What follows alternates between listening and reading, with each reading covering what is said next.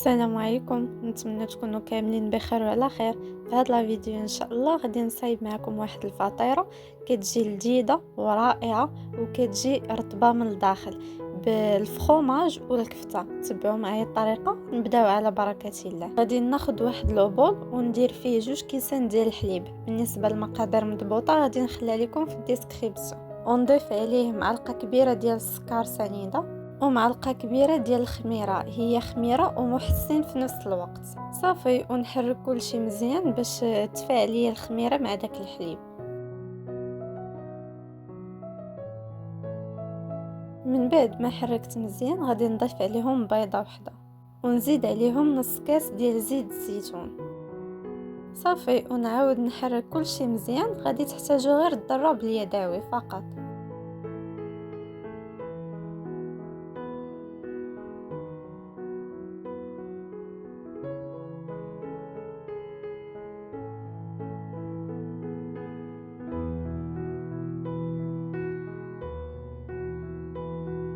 هنايا غادي نبقى نزيد الطحين بشويه بشويه على حساب الكميه اللي غادي نحتاج وعلى حساب النوع ديال الطحين. كاين الطحين اللي كيشرب دغيا وكاين الطحين اللي لا.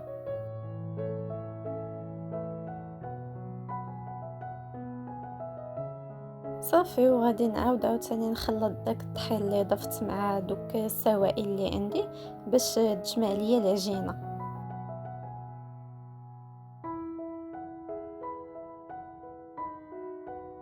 بالنسبه للعجينه هكا خاصها ما تكونش قاصحه بزاف وما تكونش رطبه بزاف كتلصق. صافي، هنايا غادي نغداها ونخليها تخمر واحد ربع ساعه حتى ل 20 دقيقه. وهنايا غادي ندوز نصايب معكم الحشوه اللي غادي ندير فيها. بالنسبه للحشوه انا درت فيها الكفته، تقدروا نتوما ديروا اي حاجه بغيتوها. بالنسبه للكميه ديال الكفته غادي ديروا اللي متوفر عندكم. التوابل اللي درت غادي نخليها لكم في الديسكريبسيون. صافي، دابا غادي ندير الكفته ديالي الطيب وغادي نحاول ندخل فيها دوك التوابل ونخليها تشحر مزيان.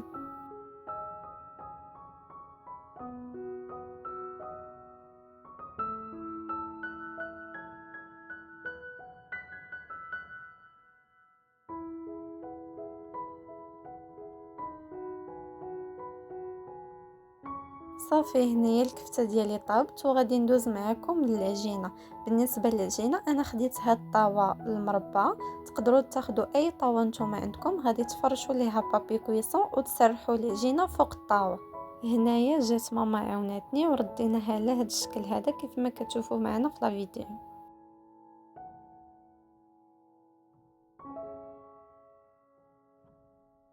ودابا خديت الفخوماج شيدار وقطعته بحال هكا طريفات صغار وغادي نحطهم في دوك البلايص اللي قاديناهم.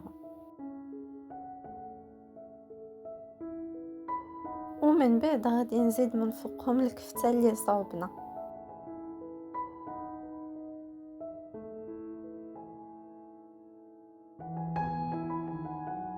صافي، ملي غادي نسالي التستاف ديال الكفته غادي ندخلها للفران طيب على درجه الحراره 180 غير من التحت. هنايا راني دخلتها طابت وخرجتها وزدت ليها الفرomاج من الفوق وعاود دخلتها وخرجتها. ما وريتكمش هاد القضيه هذه حتى درت ليها الفرomاج وساليت وعاد وانا نتفكر بلي راه ما صورتهاش لكم. صافي، من مور ما قطعتها معكم غادي نقدمها على هاد الشكل هذا.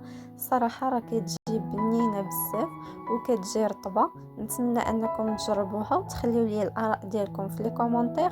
نتلاقاكم في فيديو اخر ان شاء الله مع وصفه اخرى. خليتكم على خير.